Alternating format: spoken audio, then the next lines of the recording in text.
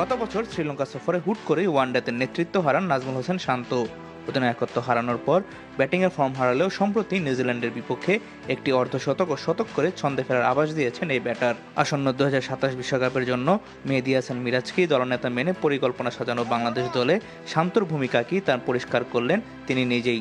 আমি as a batsman, to be very honest, আমি batting করে দলকে জেতাতে পছন্দ করি এবং আমি মনে করি আমি একজন ব্যাটসম্যান হিসেবে যতটুকু দলকে দিতে পারবো সেটাই সব থেকে দলের জন্য ইম্প্যাক্ট বেশি রাখবে। ক্যাপ্টেন না, এটা আমি আগে থেকে সবসময় বলে এসেছি, এটা আসলে ম্যাটার করে না আমার কাছে।